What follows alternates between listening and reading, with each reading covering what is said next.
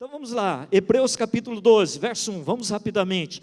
Portanto, nós, visto que temos a rodear-nos tão grande nuvem de testemunhas, desembaraçando-nos de todo o peso e do pecado que tenazmente nos assedia, corramos com perseverança a carreira que nos está proposta, olhando firmemente para o autor e consumador da fé, Jesus, o qual, em troca da alegria que lhe estava proposta, suportou a cruz, não fazendo caso da ignomínia, e está sentado à destra do trono de Deus. Considerai, pois, atentamente, aquele que suportou tamanha oposição dos pecadores contra si mesmo, para que não vos fatigueis, desmaiando em vossa alma. Ora, na luta contra o pecado, ainda não tendes resistido até o sangue. Na luta contra o pecado, não tendes ainda resistido até o sangue. E estáis esquecidos da exortação, como a filhos discorre convosco. Filho meu, não menosprezes a correção que vem do Senhor, nem desmaies quando por ele és reprovado, porque o Senhor corrige a quem ama, açoita todo filho a quem recebe, é para a disciplina que perseverais. Deus os trata como filhos. Pois que filho há que o pai não corrige? Mas se estáis sem correção, de que todos se têm tornado participantes, logo sois bastardos e não filhos. Além disso, tínhamos os nossos pais, segundo a carne, que nos corrigiam e os respeitávamos. Não havemos de estar em muito maior submissão ao Pai espiritual, e então viveremos? Pois eles nos corrigiam por pouco tempo, segundo melhor lhes parecia. Deus, porém, nos disciplina para aproveitamento, a fim de sermos participantes da sua santidade. Toda disciplina, com efeito no momento, não parece ser motivo de alegria, mas de tristeza. Ao depois, entretanto, produz fruto pacífico ao que tem sido por ela exercitados, fruto de justiça. Por isso, restabelecei as mãos decaídas, os joelhos trôpegos, fazei caminho retos para os pés, para que não se extravie o que é manco, antes ele seja curado. Verso 14, segui a paz com todos e a santificação, sem a qual ninguém verá o Senhor. Vamos orar. Pai, obrigado por esta manhã, obrigado por Tua palavra, obrigado pelo Teu Espírito, obrigado por cada vida, cada coração. Nós nos humilhamos diante do Senhor, ó Deus, nos quebrantando, nos rendendo e pedindo, Senhor, que o Senhor fale conosco, que o Senhor nos traga a Tua palavra, que a Tua palavra, Senhor, nos traga entendimento e que dentro do nosso coração, Senhor, haja uma nova disposição. É o Senhor quem efetua em nós o querer e o realizar. Venha, Pai, por meio do Teu Espírito Santo, dando discernimento, percepção, sabedoria, e nos fortaleça, Pai, nesta grande batalha que nós travamos todos os dias, em relação ao mundo, em relação à carne, em relação à natureza pecaminosa, em relação ao pecado que nos rodeia, o pecado que está em nós. Pai, dá-nos vitória, dá-nos alegria e paz. Nesta manhã, vem com Teu Espírito Santo, Deus, trazendo cura, restauração, e nós pedimos ao Senhor, restitui-nos a alegria da salvação. Pai, abençoa nesta manhã, em nome de Jesus, amém. Amém, queridos? Queridos, e nós vamos caminhando assim, não é? Falando de santidade, falando de vida restaurada.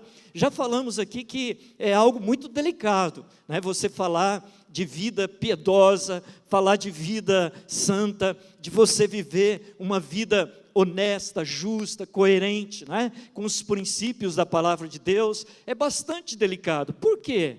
Porque o pecado é uma realidade na vida humana. A luta que você tem, eu tenho, a luta que nós temos em relação ao pecado na nossa vida, as pessoas no mundo lá fora têm. Então, por isso, queridos, nós precisamos encarar o pecado como uma realidade. Precisamos encará-lo também e falar dele com humildade no nosso coração, não é? E queridos, e Deus tem nos dado essa graça de caminharmos, não é? Seguindo a verdade em amor. Paulo diz isso, olha, quando nós vivemos a verdade, andamos e buscamos a verdade, mas a verdade em amor, isso traz crescimento, Paulo diz. Ele diz assim, olha, andemos em verdade, em amor, e cresçamos em tudo naquele que é o cabeça, Cristo.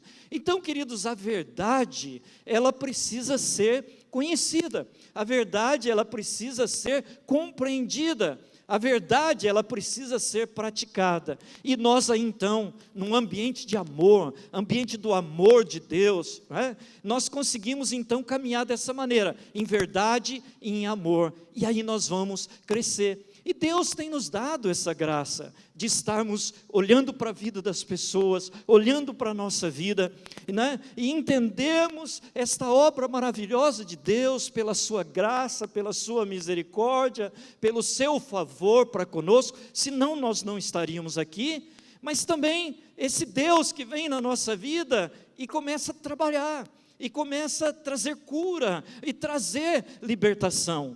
E nada pode acontecer enquanto nós não tivermos consciência da nossa doença, da nossa enfermidade, do nosso mal. Um grande problema que nós temos nesta questão da cura, da libertação, da restauração, do processo de santificação, que é um processo de restauração que Deus está fazendo na nossa vida, o maior problema é o que nós chamamos de negação. Sabe, nós temos essa dificuldade, o ser humano tem. Ele nunca se sente culpado, ele nunca reconhece a sua parte de culpa. Você percebe nos relacionamentos, no casamento, não é? Quando alguma coisa acontece, nós culpamos alguém. Quem é culpado? Nunca nós assumimos a nossa culpa. Nós temos grande dificuldade. Você pode ver, observar depois de uma separação. Você vai conversar com o casal e você... não é? Está numa posição de vítima, o outro também. Então o culpado é sempre o outro. E nós transferimos a culpa, não é? Nós fazemos de conta que nós não temos problema, não temos pecado, não temos erros nas nossas vidas. Então, o que nós precisamos entender é que a negação é um subterfúgio para esconder, camuflar, não é? Impedir que esta obra de Deus na nossa vida aconteça. Então, queridos, o pecado é uma realidade na nossa vida, mas se nós caminhamos, queridos, entendendo que Ele já fez tudo por nós, Ele já pagou o preço, Ele nos deu o seu Espírito Santo maravilhoso, e que Ele não nos força. É interessante isso na Bíblia, não é? E aqui nós podemos entender muitas coisas. Veja comigo, nós falamos de um Deus soberano, que criou todas as coisas, conduz todas as coisas, e Ele tem o domínio sobre todas as coisas. Mas Ele também criou um ser humano livre, Ele nos deu liberdade, você sabia? Sabe por que soberania de Deus e liberdade humana não se conflitam, mas se completam? Porque é exatamente isso. Deus, quando criou o ser humano, Ele não criou um robô, Ele não criou um ser que iria responder a exatamente o que Ele determinou. Não é um robô, mas é um ser humano criado à imagem e semelhança de Deus, que poderia responder sim ou não. Mas o que Deus esperava do ser humano? O que Deus espera do ser humano? Ele espera que eu e você respondamos para Ele de livre, espontaneamente o nosso amor, o nosso coração para Ele. É um Pai, é um Deus que está esperando os filhos virem para a sua presença, não por obrigação, mas primeiramente vindo para a sua presença, buscando, reconhecendo por amor, por liberdade. Queridos, eu gosto muito dessa expressão liberdade. A Bíblia diz que nós somos em Cristo Jesus livres. A Bíblia diz que nós temos esta liberdade diante de Deus. Olha, você percebe a obra do Espírito Santo? Deus não força ninguém.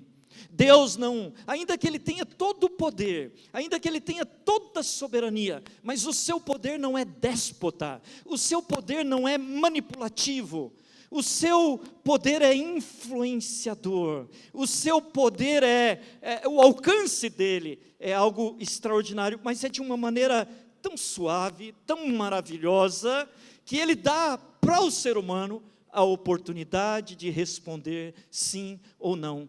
E aí então, queridos, diante desta obra, diante desta ação, diante deste amor, diante das boas novas do Evangelho, eu e você temos a condição de chegar naquele momento, fazendo uso da liberdade que nós temos, dizendo para Jesus assim: sim, Jesus, aquele que está batendo a porta, aquele que está dizendo assim: se ouvirdes a minha voz, né, e abrirdes a porta, eu entrarei em sua casa, cearei com ele e ele comigo. E naquele momento que você ouve esse Deus que tomou toda a iniciativa, que veio até nós, que vai até você, que te alcança onde você está, mas ali naquele momento Ele olha para você, Ele coloca diante de você o amor, a misericórdia, a graça, o seu favor, e Ele diz assim: você aceita? Você quer? Mas sabe por isso? Porque o poder de Deus, o amor de Deus não é manipulativo, ele tem que ser respondido espontaneamente, mas ele precisa ser respondido. E aí, nós temos falado com você de uma posição que nós temos de santidade. Eu e você temos uma posição em Cristo Jesus, não é? Inabalável, uma condição eterna. Nós somos filhos, nós somos salvos, nós temos a garantia da vida eterna, mas nós temos agora uma caminhada, uma trajetória que nós chamamos de uma corrida contra o pecado, uma luta contra o pecado, um processo de santificação. E aí, tem participação sua, tem uma porcentagem que depende de mim e de você agora. Tente imaginar comigo um presidiário, ele está lá na prisão, muitos anos preso, grande parte da sua vida ele está naquela prisão. E de repente então chega alguém naquela prisão, abre a cela e diz assim: você não deve mais nada, você está livre. Abre a porta e diz para aquela pessoa dentro da prisão: saia daí, e você está livre, pode ir. E aquele indivíduo que estava naquela prisão, ele sai daquele lugar, ele sai doente, ele sai cansado, debilitado, ele sai com tanta ferida de dentro daquele lugar. Ele é livre, ele está livre, e alguém pega na mão dele e diz assim: vamos caminhar agora, eu vou te ajudar, eu vou te curar, eu vou estar com você. E queridos, é exatamente isso que está acontecendo agora, na minha vida, na sua vida. Ele está conosco, Deus está conosco, o Espírito Santo está em nós, Jesus está conosco, a obra de Deus está acontecendo dentro de nós, e esta obra é uma obra de cura, de restauração, e é exatamente isso que nós temos em Hebreus capítulo 12, quando o autor, depois de falar da galeria dos homens da fé, homens que venceram, homens e mulheres que venceram pela fé, homens e mulheres que se dedicaram a Deus, que viram a obra de Deus acontecendo nas suas vidas, e esses homens e essas mulheres chegaram e estão agora numa galeria, estão agora sendo expostos como testemunhos de como eles venceram esta grande batalha, esta grande luta contra o pecado, contra toda essa destruição na vida humana. E queridos, o texto vai dizer exatamente isso, que eles são vencedores, porque eles depositaram a sua fé em Deus. Eles foram salvos, eles chegaram onde eles chegaram, porque eles tiveram fé. Queridos, graça e misericórdia de Deus vem lá de Gênesis, lá do princípio. Por toda a história da humanidade, ninguém foi salvo por obras, ninguém pode ser salvo pela lei. A lei era um aio, conduzia as pessoas a Jesus, a graça, a misericórdia de Deus. Mas a lei era um instrumento que dizia assim: você tem pecado, você tem erros, você tem miséria, você tem mazelas na sua vida, você tem toda essa doença dentro de você, e sozinho você não pode. E a graça de Deus se manifestava. Queridos, tem pessoas que não conseguem colocar o óculos, não é? O óculos da graça para ler o Velho Testamento, e não conseguem entender. E ele então só olha a lei, ele só olha a cultura, não é? Mas dentro do Evangelho, desde o Velho Testamento até o final, nós vamos ver a graça de Deus se manifestando. É tão lindo quando nós vemos Davi. Davi cometeu um pecado sério, terrível. Ele tirou a vida de alguém, ele adulterou. Daquele adultério nasceu uma criança. Queridos, a tragédia na vida de Davi foi tão grande. Mas é maravilhoso quando nós vemos Davi se quebrantando, reconhecendo o seu pecado. Ele não escondeu, ele não enganou, não é? Ele não negou o pecado. E no Salmo 32 e no Salmo 51, ele chega diante de Deus e diz assim: bem-aventurado, feliz aqueles que confiam na misericórdia e na graça de Deus. Ele sabe como ele entra na presença de Deus? Ele não entra dizendo assim: eu pequei, olha a dor que veio no meu coração, a tragédia. Mas ele já vai para Deus dizendo assim: Senhor, se não fosse a tua graça, a tua misericórdia, o teu favor, eu não estaria aqui.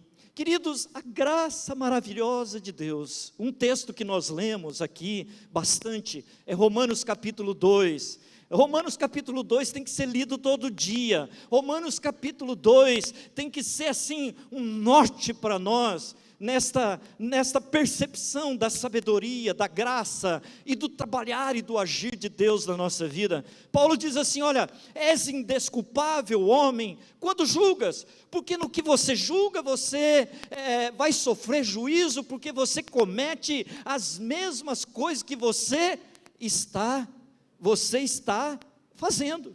Olha, queridos, primeira coisa, não adianta eu querer dizer que o outro é culpado.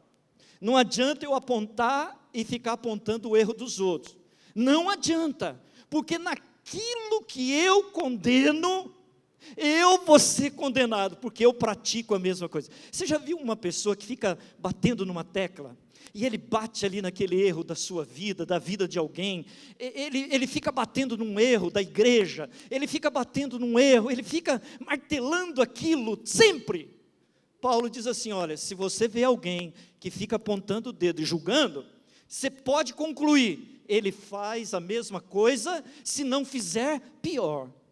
Um dia, eu estava ainda seminarista numa igreja, e trabalhando naquela igreja e correndo, e tinha um irmãozinho naquela igreja, querido, amado, precioso, mas ele tinha uma luta muito grande, uma dificuldade. Ele tinha problema com a roupa das mulheres, e ele ficava assim na porta da igreja, mais ou menos assim, e ele vinha depois. Eu era seminarista, tinha o pastor da igreja, e ele vinha: olha, a saia das meninas está muito, olha aquela menina, olha lá, e começava, e criticava, e tudo que você ia conversar com aquele irmão, ele estava naquele âmbito da lascívia, ele estava naquele âmbito de ver na vida de alguém, na vida das pessoas, alguma coisa nesse sentido. E a gente contornava a coisa: não, querido, e vamos, nós vamos falar, nós vamos, ia.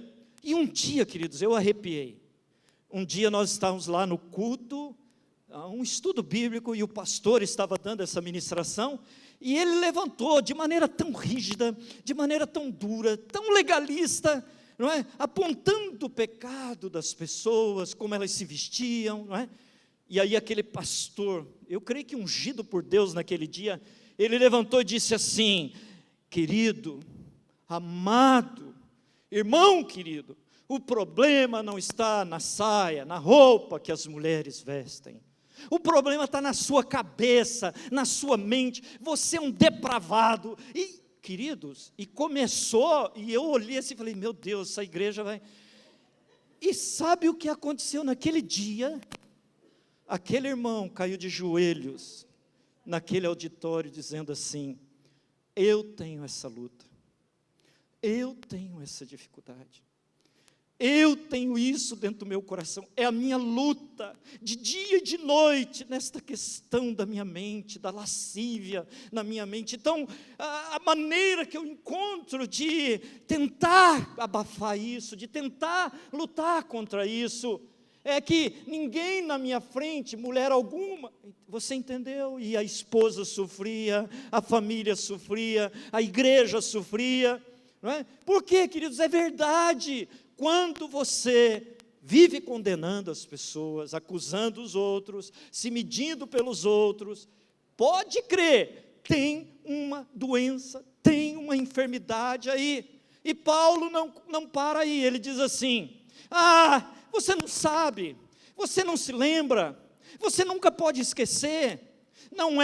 Não sabes tu que é por causa da misericórdia, da bondade, da paciência de Deus, que conduz o ser humano ao arrependimento? Não sabes tu?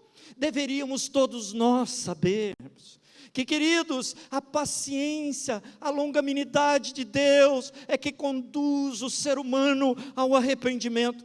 Então, quando eu vou para a palavra de Deus, para a Bíblia, em vários contextos da Bíblia, por exemplo, como Deus encara, como nós encaramos, que Abraão, pai da fé, ele tinha várias mulheres, ele era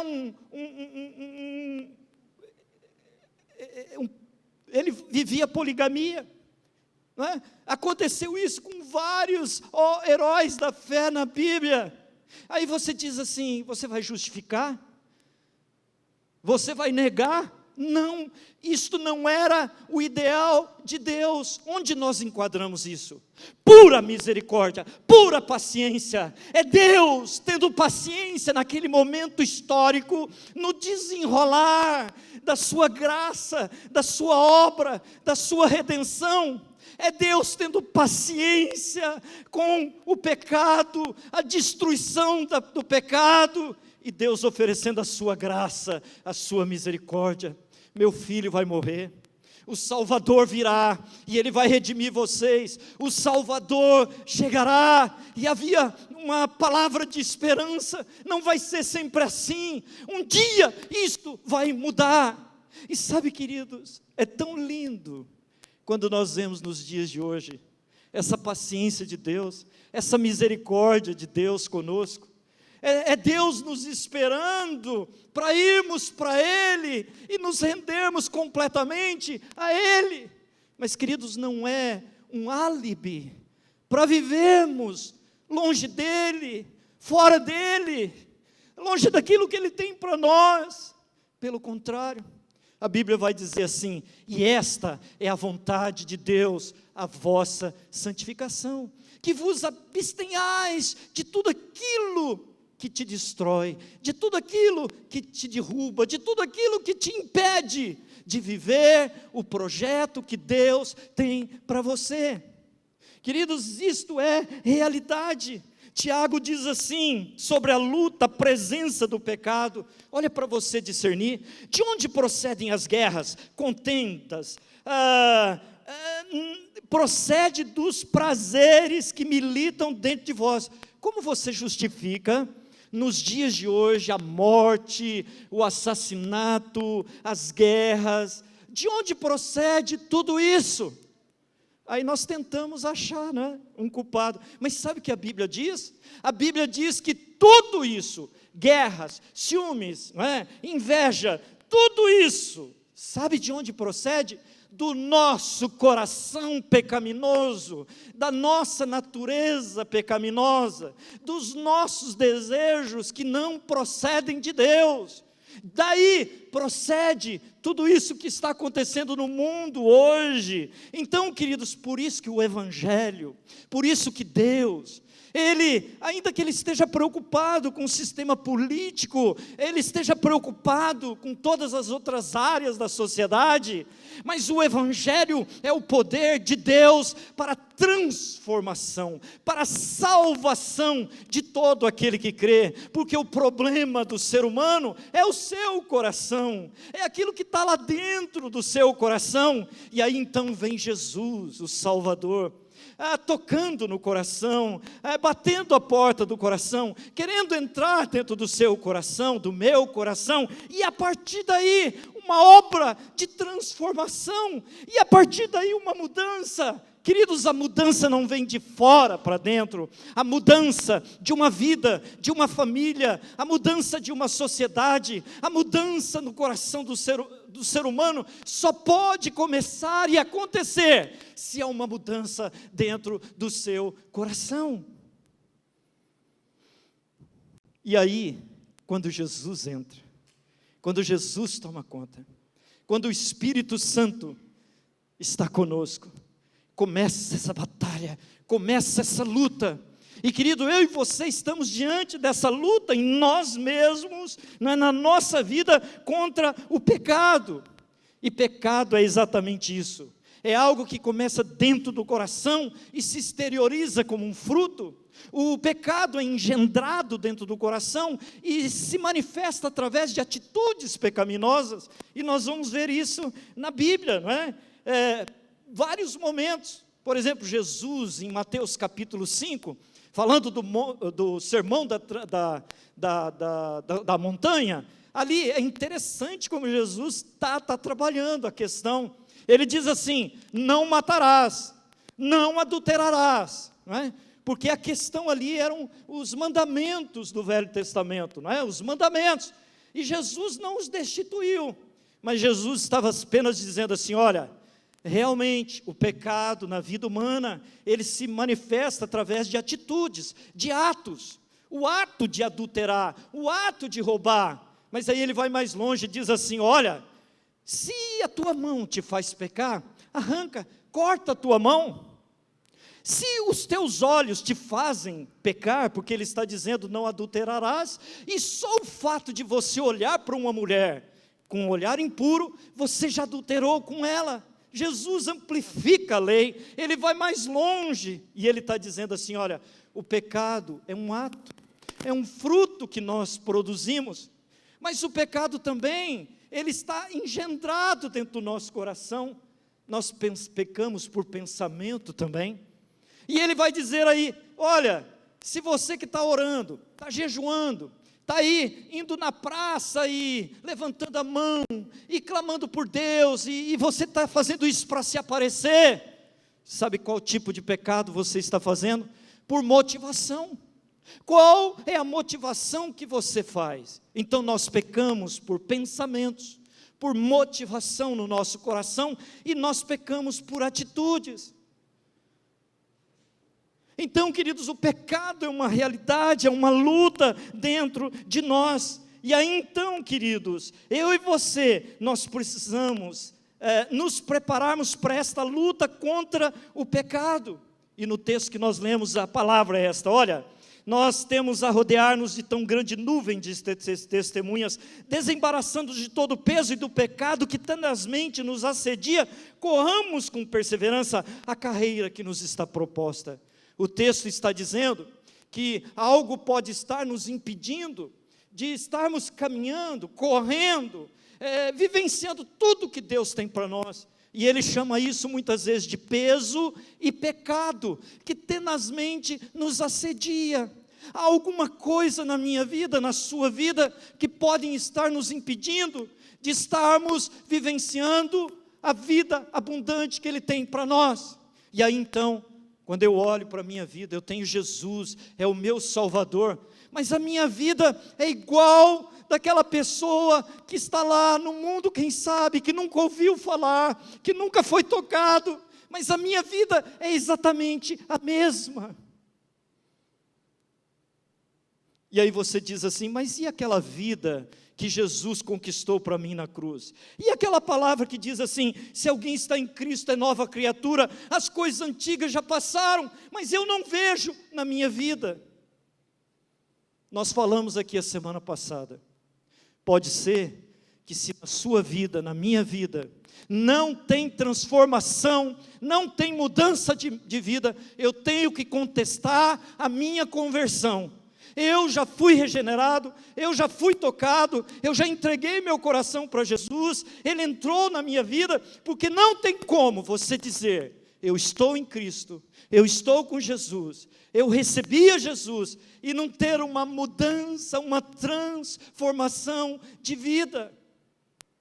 E aqui no texto que nós lemos, quando o autor vai falar de disciplina, ele diz assim que Deus disciplina quem Ele ama. E ele diz assim, olha, se você não tem disciplina na sua vida, você não é filho de Deus. Você tem que contestar. Então significa o quê? Que, queridos, eu tenho algumas evidências na minha vida de que Deus está comigo, de que o Espírito Santo está comigo, de que Deus está trabalhando na minha vida. Então eu preciso entender isso, queridos. Há uma luta, uma batalha contra o pecado, e isto é obra de santificação. Eu queria mostrar para você aqui rapidamente alguns resultados desse peso que nós carregamos do pecado. Primeira coisa é morte, para você ver a realidade do pecado, que ainda hoje eu e você estamos lutando contra o pecado, mesmo em Cristo, mesmo Jesus tendo levado lá na cruz todo o peso, toda a morte, morreu por nós, mas ainda o pecado causa morte. Pastor, mas Jesus não levou lá na cruz, Ele não morreu por nós, Ele não nos deu vida? Sim, Ele nos deu a garantia da vida eterna. Ele nos deu a garantia que se nós morrermos, nós vamos ressuscitar e nós vamos estar com Ele. Nós não temos mais essa dúvida e esse medo no nosso coração. Mas ainda nesse processo, nessa luta contra o pecado na nossa vida, que a Bíblia diz que ele está nos assediando, ele está tenazmente na nossa vida, ele está nos impedindo de corrermos a nossa carreira e vivermos o que Deus tem para nós. E então nós entendemos isso. Ainda hoje o pecado traz destruição e morte na nossa vida. Sim, queridos, ele traz. Paulo diz assim, o salário do pecado é a morte, o dom gratuito de Deus é a vida eterna. E Paulo, falando isso em Gálatas, capítulo de número 5, ele vai dizer exatamente isso, capítulo 6, ele diz assim, o que semeia na carne vai colher para si morte, corrupção. Então, se eu e você vivemos uma vida desregrada, não é? Uma vida completamente, não é? Longe de Deus, cedendo ao mundo, ao pecado e à carne, pode ter certeza, vai trazer morte na nossa vida. Sabe, queridos, quantas vezes nós estamos vendo coisas morrendo na nossa vida, não é? Um casamento, por exemplo. Sabe por que um casamento morre? Disse Jesus, olha, por causa da dureza do coração do ser humano.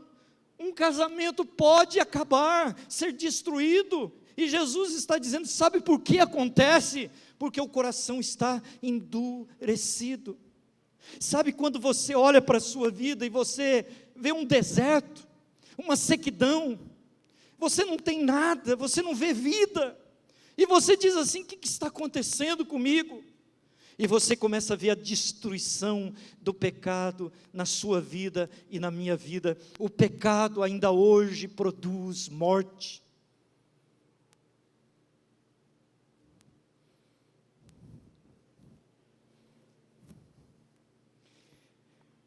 Eu iria muito longe, 1 de João, capítulo 5, 16, quando João está falando de orar uns pelos outros, e ele diz assim, olha, se você vê alguém que está em pecado, vai lá, ora com ele, ajuda ele, e olha, você vai perceber, diz João, que existe pecado pelo qual você pode orar, e vai ser curado, vai ser perdoado, mas aí João diz assim, há pecado que é para morte. Por esse você não deve orar, diz João. Queridos, eu arrepio, eu fico arrepiado, de que existe pecado na nossa vida, que nós vivenciamos, praticamos, permitimos na nossa vida, E esses pecados, eles podem trazer a morte física. Pastor, você está pegando demais, está botando medo na gente. É uma verdade, é uma realidade. Você se lembra quando Paulo, em Efésios 5, ele fala sobre os filhos?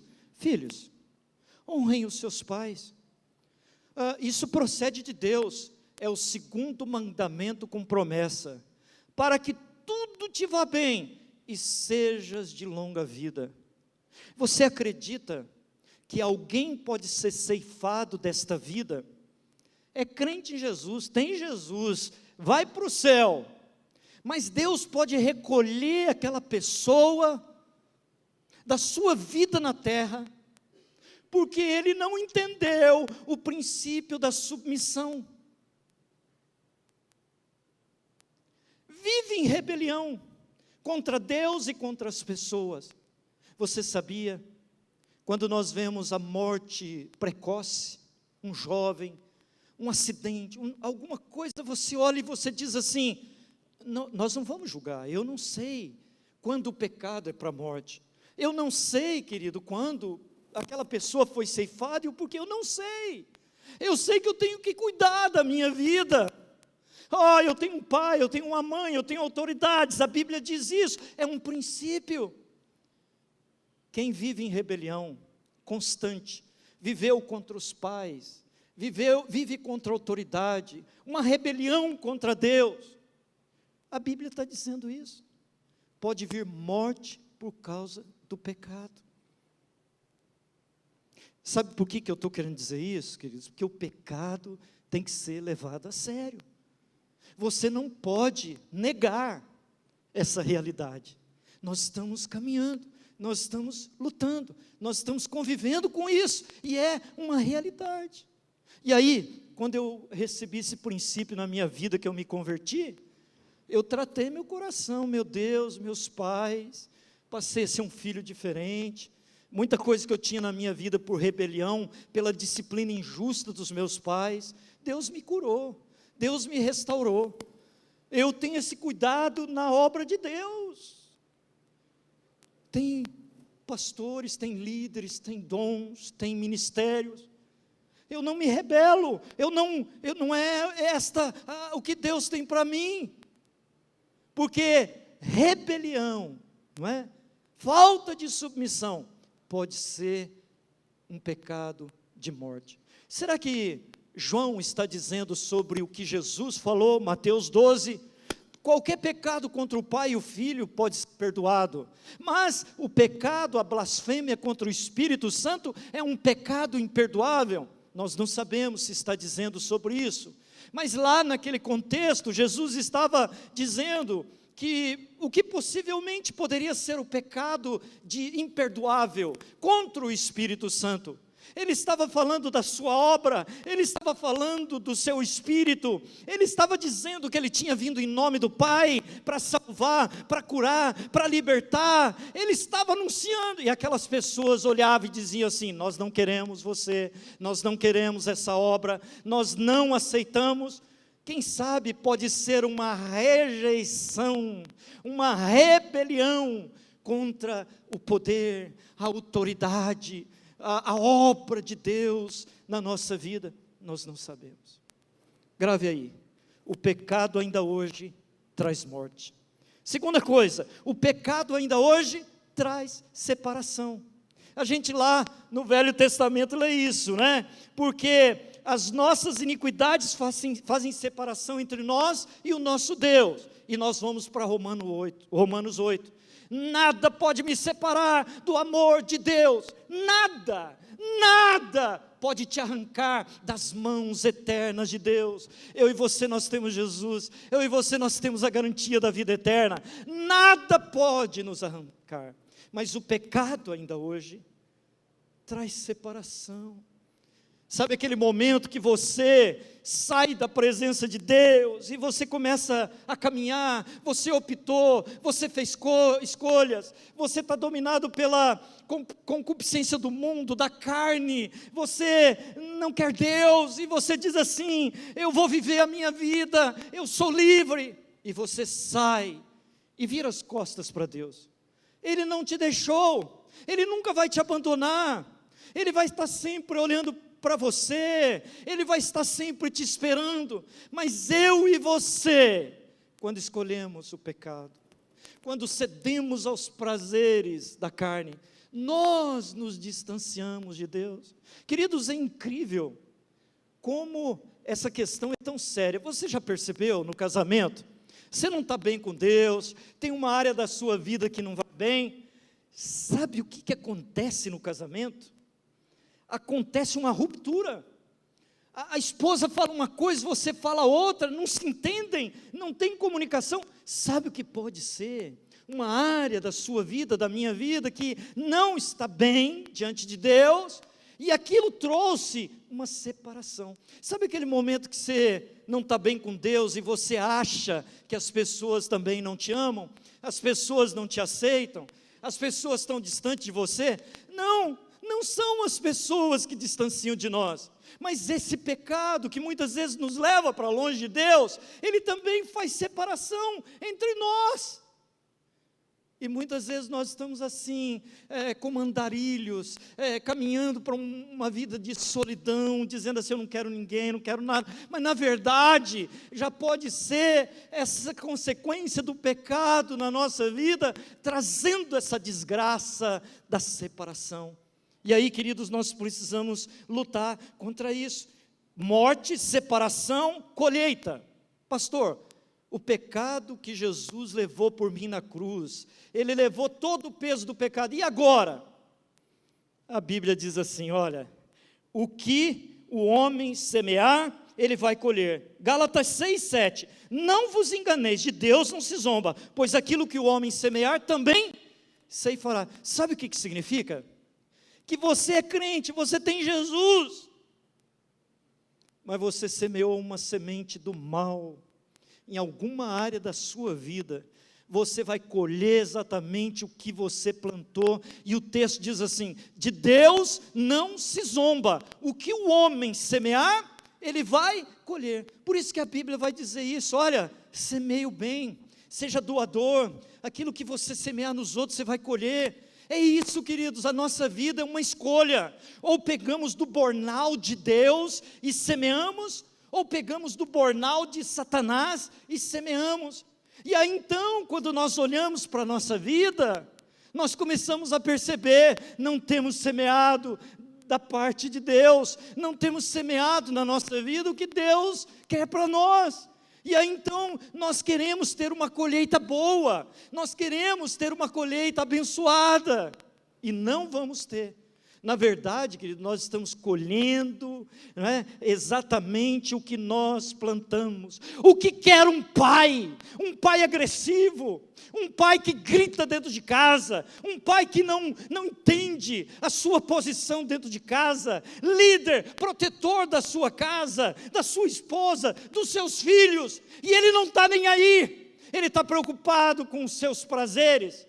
Ele está por aí, e a sua casa está lá aberta, a sua casa está lá a dispor. O que ele está semeando na vida da sua esposa, dos seus filhos? E aí então, nós encontramos filhos desestabilizados, coração amargurado, angustiado.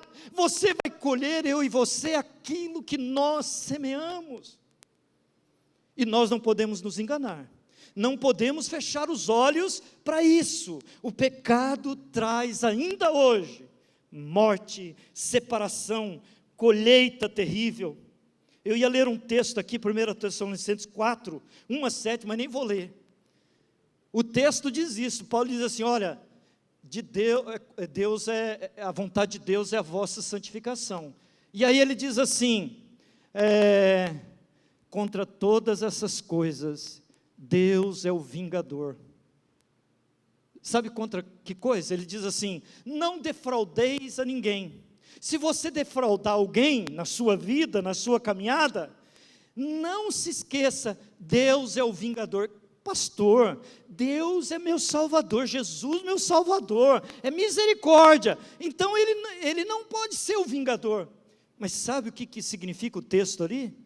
Quando Paulo, leia em casa 2 Tessalonicenses, ele está dizendo assim, que se eu defraudar alguém, naquilo que eu fiz, Deus vai se vingar. Quer dizer, exatamente o que eu fiz, defraudando, e logicamente Paulo está falando num âmbito, um âmbito da sexualidade, não é?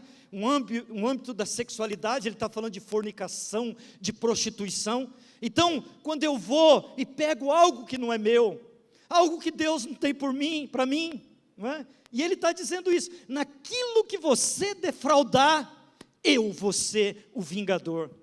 E aí, você começa a ver na sua vida um fruto acontecendo, exatamente o que você fez lá no passado. Você começa a ver na sua vida. Sabe o que pode ser? Pode ser a vingança de Deus. Porque Deus, em tudo isso, Ele é o vingador. Morte, separação, colheita, disciplina, nós já falamos aqui, está no texto. Pastor, o Pai amoroso, misericordioso, eu sou filho dele, ele é bondoso, ele vai me disciplinar. Querido, a vara virá, a vara vem na nossa vida, e nós não podemos ficar sem vara, a vara de Deus, a disciplina de Deus. E o texto de Hebreus está dizendo assim, isso é bom, é porque o Pai ama, é porque Ele cuida de você, Ele vai trazer disciplina na sua vida. Você já pensou se os nossos filhos não tivessem disciplina? É claro, querido, que tem disciplina que extrapola, não é? Uma disciplina injusta, nós passamos por isso, quem sabe na infância, não é? Uma disciplina injusta, tem isso, mas o Papai do céu, que nos ama, Ele não erra na sua disciplina.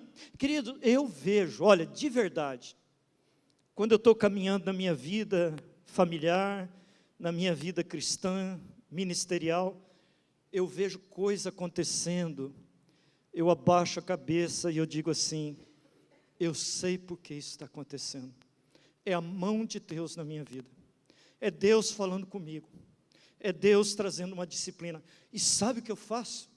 Eu abaixo a minha cabeça e digo assim, Senhor, muda meu coração, Senhor, eu não quero mais fazer isso, eu não quero mais praticar isso, Senhor, eu não quero mais viver assim, me perdoa, porque a disciplina de Deus vem para a restauração. Você se lembra aquele momento em Atos 5, a igreja estava caminhando, eles estavam ofertando, doando as coisas, e se levanta um casal, Ananias e Safira, e eles também sentiram vontade, vamos vender a nossa terra, e vamos dar de oferta, vamos contribuir lá com os apóstolos, não é? Para a comunidade. E aí então eles fizeram isso, venderam o terreno.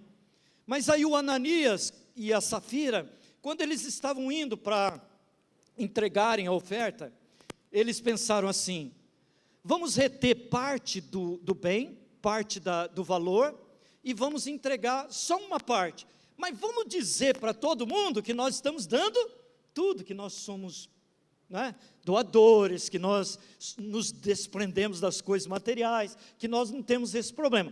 E chegaram lá e depositaram, que bonito, não é? Legal, maravilhoso. Mas aí o Pedro levantou, direcionado pelo Espírito Santo, e falou assim, Ananias, por que você fez isso? Tudo é teu, se você quiser ficar com tudo, não tem problema, você não precisava trazer. Mas sabe qual é o problema aí? Você mentiu ao Espírito Santo de Deus, você mentiu a Deus. E queridos, a disciplina veio naquele momento. Ananias caiu fulminante aos pés dos apóstolos, morreu. E aí vem a esposa, Safira, a mesma coisa. Pedro vai dizer, olha, os que levaram o seu esposo para sepultar, está ali, ó, eles já estão entrando aqui, e eles vão levar você também. E ela, puf, morreu. E o texto diz assim, e naquela igreja, e naquela região, em todos os lugares, houve um temor dentro do coração das pessoas. Queridos, Deus usa a sua mão, a disciplina, para quebrar o nosso coração, para mortificar em nós esta rebelião dentro de nós, para barrar dentro de nós essa rebelião, para nos ensinar. Paulo, Coríntios 12, ele vai dizer isso, 2 Coríntios, ele vai falar assim, olha, teve um homem que subiu ao terceiro céu, eu não vou falar quem é, diz ele, olha, e esse homem teve o privilégio de ver o paraíso, você pode imaginar isso?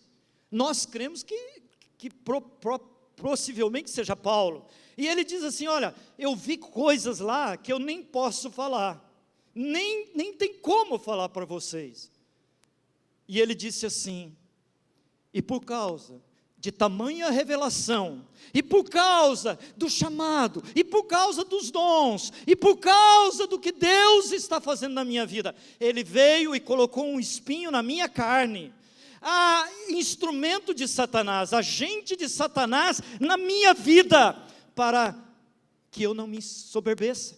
Sabe o que Deus fez com Paulo? E ele orava, tira isso da minha vida. E Deus disse para ele, Paulo, minha graça te basta. Fica quieto, fica tranquilo, minha graça te basta. Eu sei o que é esse instrumento meu na sua vida. É um instrumento para que você não se ensoberbeça. Arrogância. Você já viu? Como nós somos arrogantes. Deus começa a usar um pouquinho, né? A gente começa a crescer financeiramente, a gente começa a conquistar. Irmãos, é próprio do ser humano soberba e arrogância. Aí Deus vai lá e diz assim, comigo não, na minha obra não, na minha frente não. E aí, eu e você precisamos entender que Deus vai sim tocar na nossa vida, trazendo disciplina, porque Ele não divide a sua glória com ninguém. Irmão, o que você é, o que você tem, o que Deus está fazendo, seja humilde. Morte, separação, colheita, disciplina, e o último ponto que eu iria tratar aqui, eu vou deixar para uma próxima oportunidade, maldição. Pastor, tem maldição ainda hoje? Mas Jesus não levou na cruz toda maldição? Apocalipse 22 diz assim, lá no céu, naquele lugar que Ele tem preparado para nós, não haverá maldição alguma. Sabe quando não haverá mais maldição? Quando nós estivermos lá na glória, não vai ter pecado, não vai ter separação, não vai ter dor, não vai ter maldição, mas hoje ainda, eu e você, temos áreas da nossa vida, onde há uma inquietação, onde há um incômodo muito grande, uma mentira de Satanás, e nós estamos caminhando, e sabe muitas vezes de onde que veio essa maldição? Esse sentimento, sabe quando ele entrou? Quando lá, quem sabe o seu pai, alguém disse assim, você não presta, você não é nada, e aquela mentira entrou dentro do seu coração, e você está caminhando, com dor dentro do seu coração, com ferida, você tem uma idolatria dentro do seu coração, e você vai passando isso para gerações seguintes. O nosso pecado, as portas que nós abrimos de pecado na nossa vida, pode sim incomodar, perturbar, atrapalhar as novas gerações. Sabe o que se chama isso? Ciclo geracional, pecado, não é? Que se estende, não somente destruindo a minha vida, mas atingindo a geração. Olha, numa sociedade onde 80% de separação, divórcio, numa sociedade, queridos, onde os jovens não querem entender os princípios de Deus, e se casam de qualquer maneira, aquilo já vai destruindo o casamento. Você sabia, 76% das pessoas se casaram pela segunda vez, vão se casar pela terceira, porque se separou um, separou dois, vai separar a terceira vez, 76%, e aí eu e você achamos, que do jeito que nós falamos, como nós falamos, o que nós fazemos, não vai atrapalhar a geração seguinte. Nós não temos impactado a geração seguinte, talvez os nossos pais não impactaram a nossa geração, e nós não estamos trazendo impacto para a geração seguinte. Sabe o que se chama isso? Ciclo geracional. Sim, querido, nós lutamos com esse pecado. Sabe o que significa maldição? falta da bênção. Sabe quando você tem uma área na sua vida que a bênção que Deus sempre quis não chegou ali ainda? Porque existe uma ferida, uma capa, existe uma proteção. Sabe aquela ofensa que você guarda dentro de você e você não sabe o que fazer com ela? Mas há sim uma saída. E aí então eu desafio você hoje.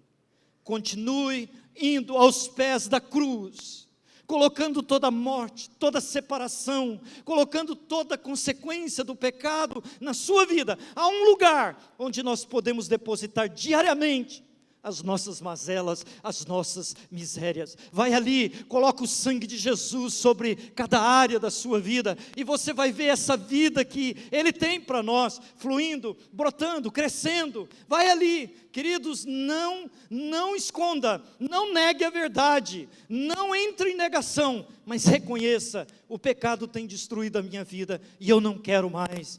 Peça ajuda, alguém pode te ajudar, abra o seu coração.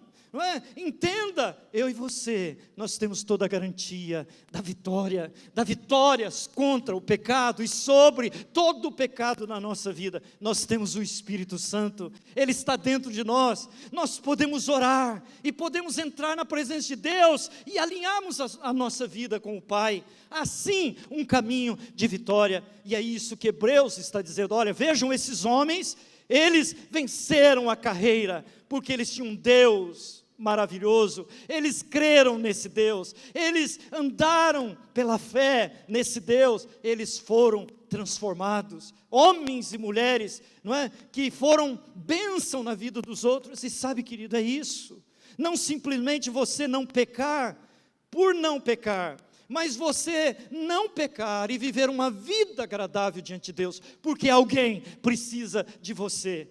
Alguém precisa de mim. Sabe aquele momento que eu e você chegamos diante de alguém e alguém está precisando, mas a sua vida está uma destruição, a sua vida está uma miséria, você está debaixo do domínio, e você não pode ajudar ninguém. Fique em pé. Essa palavra é para dizer para você assim: não pare, continue lutando. Tem vitória, nós podemos vencer e podemos chegar lá, nessa grande batalha contra o pecado. Eu queria que você orasse, coloque alguma área da sua vida, o que Deus vai restaurar? O que Deus vai transformar? De que maneira você vai se render ao Senhor? E querido, nós sabemos do nosso pecado, nós sabemos das áreas. O Espírito Santo está em nós, convencendo-nos do pecado, e nós precisamos usufruir da redenção, diariamente, na cruz do Calvário. Vamos aos pés da cruz, coloque a sua vida, coloque o sangue de Jesus em área da sua vida, que você precisa de vitória. Pai, nesta manhã, mais uma vez, nós queremos pedir perdão pelos nossos pecados. Nós queremos reconhecer que não temos amado o Senhor mais do que este mundo, as coisas deste mundo. Senhor, nós temos amado mais as coisas, amado, Senhor, mais os desejos da nossa carne, e nós temos vivido para isso. Mas nós queremos, Senhor, em nome de Jesus, nesta manhã, queremos dizer que somos do Senhor, somos teus filhos, que nós temos o Senhor Jesus no nosso coração, e de que esta obra é feita pelo Senhor, aquele que começou vai completá-la. Jesus, essas áreas da nossa vida que nós temos visto a morte, a sequidão, a destruição, essa separação, Senhor, que nós sentimos muitas vezes da Tua presença, da Tua glória, como se o Senhor não ouvisse a nossa oração, como se nós estivéssemos sozinhos, não nos sentíssemos amados, Senhor. Senhor, o pecado tem destruído na nossa vida. Pai, obrigado pela Tua disciplina. Senhor, nos ajuda na colheita, a semearmos coisas novas. O arrependimento, Pai, ele é um herbicida nessa colheita antiga, sobre esta colheita do mal. Nós queremos nos arrepender dos nossos pecados, e nós queremos pedir ajuda. Nos ajude a semear coisas novas. Senhor, temos sido instrumentos de maldição e não de bênção. Temos carregado no nosso coração, na nossa vida, lutas, Senhor, que já estavam na vida dos nossos pais, Senhor, e que nós dissemos um dia que não iríamos ser iguais, mas estamos fazendo, repetindo e lutando nas mesmas áreas, Senhor, de pecado, de fraquezas. Senhor, em nome de Jesus, coloca a mão dentro do nosso coração, tira toda a mentira, todo o engano, vem com a tua luz, vem com o teu amor. Vem, Jesus, nesta manhã, nós nos rendemos aos pés da cruz e jogamos todo esse fardo, e lançamos todo esse fardo. Nos ajuda, Jesus.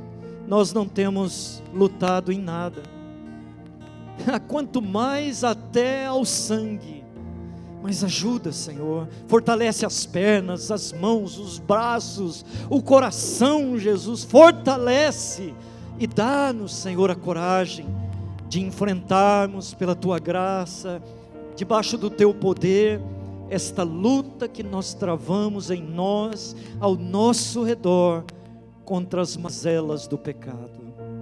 Santifica, Jesus, santifica-nos, Senhor. Senhor, abençoa cada um aqui, dá vitória, em nome de Jesus, amém.